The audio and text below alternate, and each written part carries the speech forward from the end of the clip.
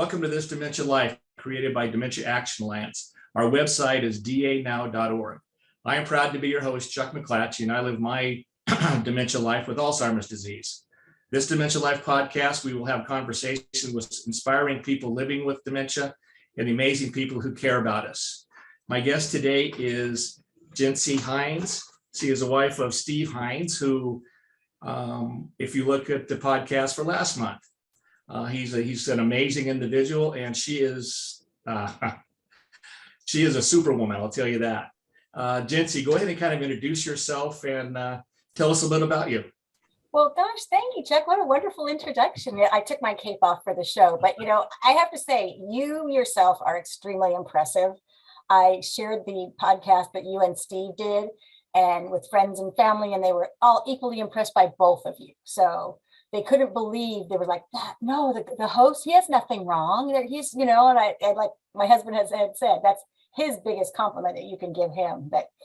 So Steve and I just celebrated our 32nd anniversary this year. And back in, it was October 11th, and it was 2009. It's an easy day to remember because it was my birthday. And Steve had gotten lost driving, as they say, in the local area. Thankfully, our son was in the car. They were driving from the junior high where our son went to school home. They were looking at a couple of locations for Eagle Scout projects for our son. And there were two other adults in the car. And when they got there, our son said that Dad had gotten lost on the way home. And I said, oh, well, I've done that before. You have other people in the car. You're busy talking. You're not paying attention. And my husband said, oh, no, that wasn't it at all. I definitely didn't know where I was. And I went to make a left turn. And they're like, there's no way there should have been a left turn between there and here, except on our street. And I was like, oh, okay, and you may think I'm now Superwoman, but I really was in the role of maybe more evil villain in the beginning, in the sense that, I was like, oh, so, when you go to the doctor the next time, now this was October, and I was thinking his next birthday, June, his birthday was just Saturday. I was thinking, oh, well, you could talk to the doctor when you go then. I, didn't think it was any big deal. And I mean, he was 55. So he called me from work a day or so later and asked if I could set up a doctor appointment for him. And being my very supportive self, I said, is this about that memory thing? And he said, yeah, I just, I think I'm having some problems. And I thought, oh, whatever. So I make the appointment and off he goes to the doctor. And he comes home. Now, we were with an HMO at the time, and it was an HMO I had worked for. So I knew pretty much the procedure of how things work, and things take time. This is nothing against it, but you need a routine thing. Life is pretty easy. So he comes home on a Wednesday and says, oh, I'm going to this center on Friday, have an appointment. I'm having an MRI. And I thought, A, that center doesn't do MRIs, and dear God, you must be dying, because if you're getting an MRI in 2 days with this HMO, this isn't good. So again, I call up that center and I'm like, hey, yeah, so my husband has an appointment for an MRI on Friday at 8. It's not really a convenient time. Can we change it? And she's like, well, he's not getting an MRI. And I'm like, sure he is. He told me he is. And she said, no, he's not getting an MRI. He's going to see a neurologist, and he might get an MRI. I was like, oh. So I called a girlfriend and asked her to pick up our son and take him to school. And off we went to the appointment. And this was a very old school neurologist, little black bag and everything. And he was like, okay, no problem. We're going to recommend tests. I have to say, this man just jumped in with both feet. And he said, okay, you're going to be getting a bunch of tests. It may take some time. You'll come back after you have your results and we'll discuss them and we'll see what's going on. But he had said, don't be surprised. It could take a couple of weeks. Well, by the time we got home, it was probably 40 minutes to drive home. We already had 2 messages on the home answering machine starting to schedule tests. And Steve went through, I jokingly say, every test except a colonoscopy. And so all the results were back at the beginning of December. And we went back to the doctor's office and he said, oh, all righty. Well, you have mild cognitive impairment. It may or may not progress to Alzheimer's. And you'll pick up your prescriptions at this pharmacy.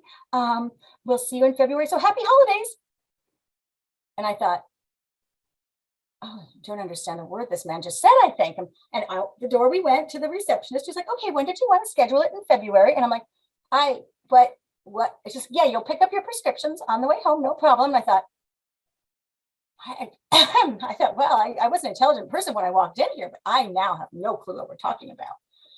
So we drove home, and we must have driven, at least 75% of the trip before either of us spoke. Now, Steve was doing a lot of sleeping at this point in time. And so I just figured he was tired, and my brain was like all the way home. And I finally said, mild. The doctor said mild. Colds are mild. This won't be a problem. This will be okay. I thought, I actually don't know what I'm even saying, because I don't know what they told me. I mean, I knew independently what the words mild meant. I knew what the word cognitive meant. I knew what the word impairment meant. Those are all, stick them all together. And I thought, I don't know what that means. And anything my brain could come up with was not positive. So we came home, my husband went to lay down, and I went on the internet. And I'm Googling mild cognitive impairment, and I'm like getting more confused by the second. I'm seeing the word dementia, and that's not a good word either. I'm seeing Alzheimer's, that's not a good word either. And I'm just so completely bamboozled, because what is any of this trying to tell me? And besides, they are completely wrong. I would plead my case, and I in fact found them at the local Alzheimer's group, which is now Alzheimer's Orange County. And I sent them an email, because they had a class. I thought, I am really good at classes. And they had a class that I saw listed, and I was like, hey, I see this class listed. It's for like me, and it would be for Steve as well. And, so there'd be a part for each of us. But I thought, obviously, this isn't for us. And so I started to do what I later looked at as pleading my case. Steve is only 55. I'm only 49. And we have a son in junior high school. Because, of course, when you add those three things together, the total is the doctor was wrong. There is no possible way these two things could relate. But I said, no, I'm really confused, and I don't understand what I'm reading. And here we go.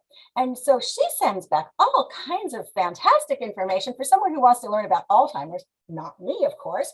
And she sends back that little umbrella picture, with dementia's the umbrella and all the things underneath it. And I'm like going, oh my gosh, this is, wow, I am just not okie dokie. So we go through and, get the prescriptions, start all of this new sort of life. And I have to inform my husband's employer, which then resulted in, it was early December. So before Christmas came, they said, you're now out on disability. So get the doctor to sign this paperwork and return it. And I was still like, why would they do that? And the doctor was like, it happens all the time. Don't worry about it. It's okay. And then when we finally got into these classes to find out how it was related, and I'm a pretty calm, level-headed person, maybe a little excitable at times. You'd never guess that, of course. And so I'm sitting in the class, and each person's telling their story. Now, I've been very stoic, very, in control up to this point. And so this is the point that I'm like 4 people, and the people who have a diagnosis are in one room, and the 4 caregivers are in another. And as I tell our story, I just burst into tears, because it's just like, I'm sitting here with these other people, and I can't believe any of this is going on. And Steve would say after each meeting, I don't belong with these people. I'm not like them. And I was like, well, okay, I don't really know what to do about this. And one week after the class, at the end, the woman in charge said, can you guys stay after for a couple minutes? I want to talk to her. I thought, here it is. She finally realizes I have a 55-year-old husband. I'm 49. We have a son in junior high. It's taken her a while, but now she gets it. And she looks at us and she says, Steve is depressed. And I look at him and go, oh my God, you're depressed? And he says, I'm depressed. And I say, he's depressed. And he says, I'm depressed. And it was just like a comedy routine. And she says, yes, he's depressed. And I thought, oh, I've already screwed up once, missing everything. So I'm like, okay, we'll stop at the emergency room on the way home. And she's like, you don't need to do that. I'm like, where is the closest hospital? We are going straight to the emergency room. She's like, no, just talk to your doctor about this the next time you talk to them. I'm like, I'm calling them today, because I have missed everything else so far. So, yeah, so then that started, okay, now you get to try to do an antidepressant and go see a psychologist. And it was the week that they said, okay, he's going to see a psychologist. I called my husband's insurance company and said, you must help me find someplace in walking distance. We've been to 7 appointments this week already. So, yeah. So, it's that's kind of the beginning of the story. That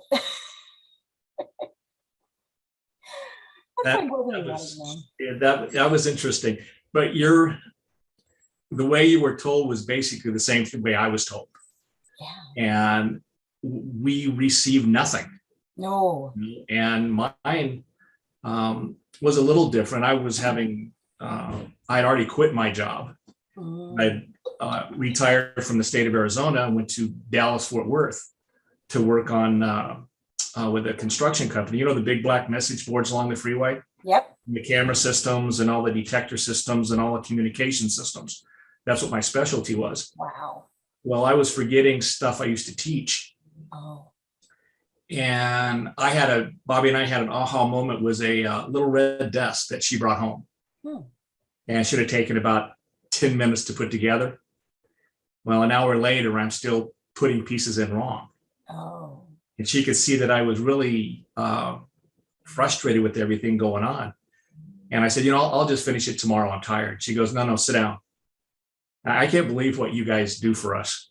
Oh. She goes, that's not the only thing going on. And so she started telling me the things that I was doing that I didn't even know. And I was lucky, just like Steve was. I made an appointment to see my regular doctor, and he actually sent me to a specialist that specialized in dementia, which I didn't even know what it was. Yeah. And my first time into his office, that those mini cognitive tests you get every time you go in. Yep. Well, they asked me to name four-legged animals. Okay. And normal people, 30, 40 in a minute. I got 4. Oh. And it was like my memory had just completely been erased. Wow. There was nothing there.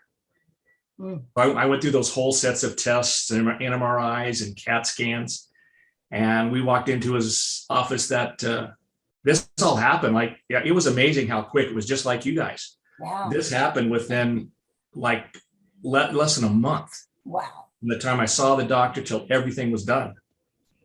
And we walked into his office and he goes, your brain has shrunk and some other things. And here's your cognitive testing. He goes, you have early onset Alzheimer's disease. And basically I'll see you in 6 months. And Bobby did exactly the same thing you did. She got on the internet and it just scared the bejesus out of her. Oh gosh, yes. And with me, I had a hard time accepting what was going on because dementia is not in my family. No. I couldn't even tell you what it was. Right. No, I agree. And how important was it to be with other people that were basically going through the same thing you were? How are the support groups? They are a lifesaver, especially in the beginning, because it's like, everybody I knew basically had the same level of knowledge about it that you and I had. 0, or no, that's what 80-year-olds get. What are we talking about with your husband? You're confused. I had people who would flat out say to me, don't you think he's faking it? And I'd sit there going, well, he's wearing a medication patch. He takes all these different medications. I don't think if you were faking it, you'd go to that extent. You just have to fake it, but you wouldn't go take all the medication and basically end up losing your job over it and, having to retire from your job, I should say. And you wouldn't be faking it for that long a time. And I was like, no. And I'd sit there and think, it's not like I can go to the PTA meeting and say, by the way, my husband has this problem.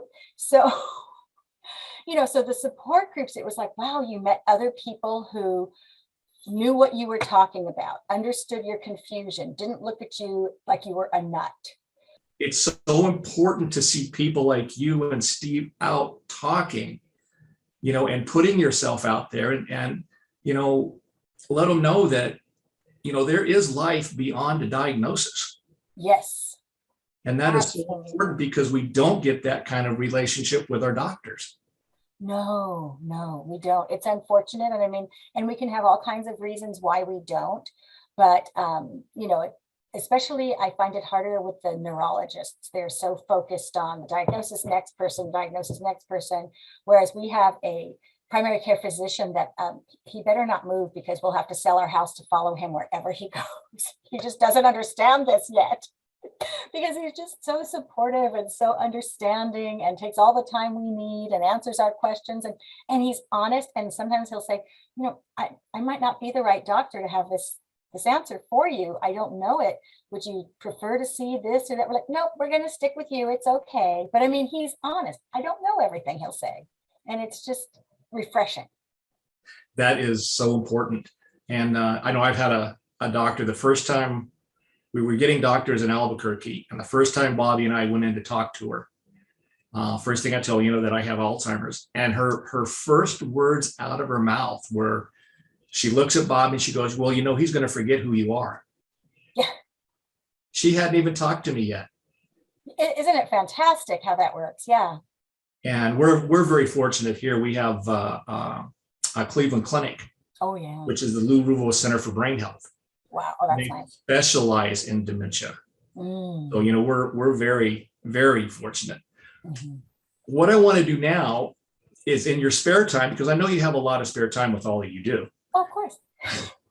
You're an author. I am. Tell us about that. That is awesome. Oh, thank you.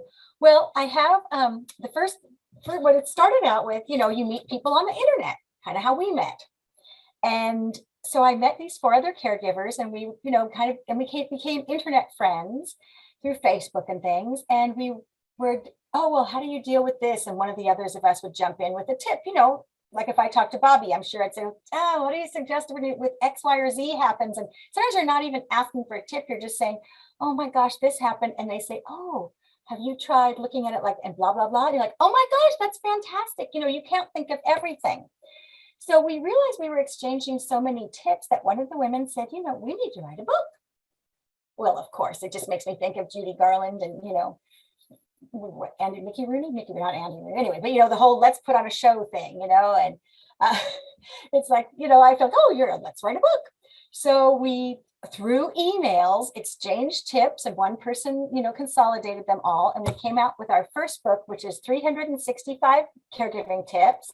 Practical tips from everyday caregivers. And it is strictly a numbered list of tips. And our books are all organized by chapters, and each chapter is a topic. It might be home care or hospitals or travel or something. And it's just things that we found useful, because a lot of the caregiving books that we would find out there was so much narrative to read to get to the tip. And when you're busy, you don't really have the time to read the narrative to get to the tip. Or a lot of the times the self-care tips were, have a spa day.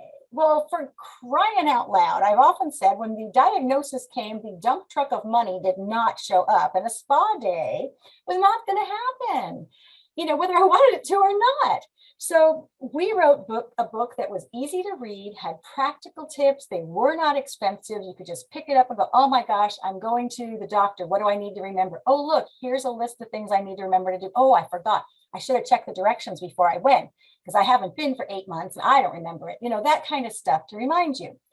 So one book led to another. And then we wrote a second book on travel and respite tips, and it is strictly on travel and respite. So tips for taking that trip, tips for maybe your loved one staying in respite for a couple of days. And they are, some of the tips with travel are things like, if you can, stay at a hotel that gives you a free breakfast, so you can just go down to the lobby and pick it up, have it in your room for when you need it. And when you go, pick up that extra apple and yogurt so you have it later in the day, because you never know when you're going to need it. Now, these first 2 books we then had translated into Spanish as well. And one of the women said, oh, we need to have our books in Spanish. So none of us knew Spanish. She started to spearhead that using Google Translate.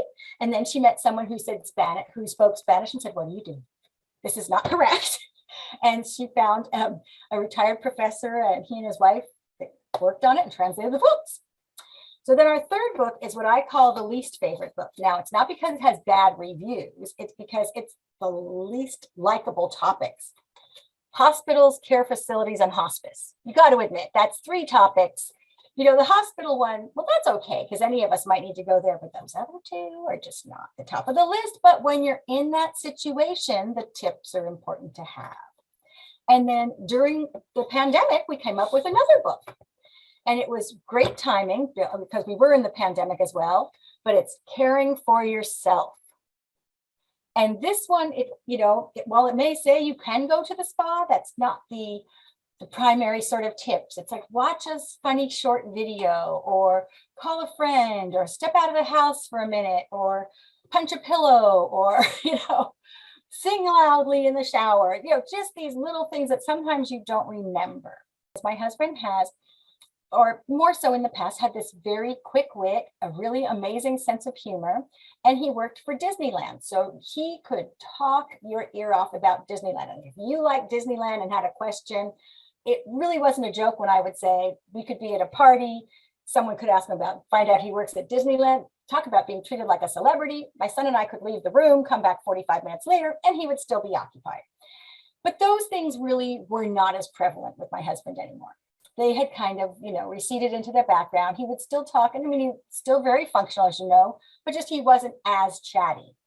And I thought, oh, that's so sad. She'll never know him the way he was. And I thought, and through these support groups, like where you go and the spouse goes, where we talked about where you start out together and then split into two separate groups, there was so many interesting people I was meeting, but you're only seeing them today. So I came up with the idea to write a book to gather stories more than write a book, to gather stories about people and who they were before their diagnosis. And, because if you only meet the person and they have advanced Alzheimer's, you have no clue what they're like, but this is the person you know. But you might find out that they were an attorney who started like pretty much the private party adoptions in this area, which is one of the stories in here. Or this petite little tiny woman who she got a black belt in karate after something spurred her to do that, and what she went through to get it. And so before the diagnosis, stories of life and love before dementia was born. And I was hoping for just maybe a dozen stories. And instead it has about 36. And again, I thought, okay, once and done. And, I don't need to write another book. But as soon as it came out, people started saying, well, I didn't get to write a story about my loved one. I was like, oh, yeah, no, you didn't know. Well, that's just too bad. Take notes at home. And so probably about 2019, I started to say, okay, well, does anyone else want to write a story? And people would trickle in. And then 2020 happened. And I was a little slower working on it. And at that point, and some people were less interested and some people became interested in writing it. So this year we published Before the Diagnosis, more stories, very creative title, of life and love before dementia. And again, this time there's one woman who has 4 stories about her, but it's, 26 different authors submitted stories on their loved ones. And this one has more already published authors in it. And it's just, again, once again, the stories are uplifting. People have said to me, oh, isn't it depressing? I'm like, what's depressing? It's before they were diagnosed. This one occasionally they'll say, and then they were diagnosed. But every story starts with before the story, actually, it gives their current status. So you already know if they're still alive. You already know what their diagnosis was, when they were diagnosed, maybe how old they are, or when they passed away. And then it tells a story about them, and the person can write anything. Too many of these, they tell you what to do. Oh yeah. Under this, they try to paint everybody in a box. Yes. And you can't do that. This has been so awesome. Thank you for the time. But I have one last question. I always ask everybody the same question. If this is the first video somebody sees after they get a diagnosis or after one of their loved one gets a diagnosis, what would you tell them? Despite how you feel right now, you are not alone. There are others out there going through the same thing, and they're going to help you through this. And you need to find a way to connect with them, a support group, call your local Alzheimer's organization, find out how you can find other people. But it's so important to connect with other people and realize you are not alone. Learn from them. And over time, they're actually going to learn from you. And you are going to come out of this. You're going to change as a person as you go through this, and you're going to become a better person, even though that's hard to believe. And, just your life is going to change, and you're going to become someone you never knew before, and hopefully someone better. Again, thank you so much for taking the time. Keep up the good work you and Steve both are doing. It's amazing. And keep up with those books. Those are awesome. Oh, thank you. Thank you so much for having me, Chuck. You are an inspiration, and it's such a pleasure to be here. Thank you. I'd like to thank you on behalf of Dementia Action Alliance for their support. On behalf of This Dementia Life, I'd like to thank you for joining us today. You can view other podcasts on our website, danow.org. Click on podcast. Please join me again to meet the most inspiring and amazing people on This Dementia Life. I'm your host, Chuck McClatchey. And remember, the brain may forget, but the heart remembers. We'll see you next time on This Dementia Life.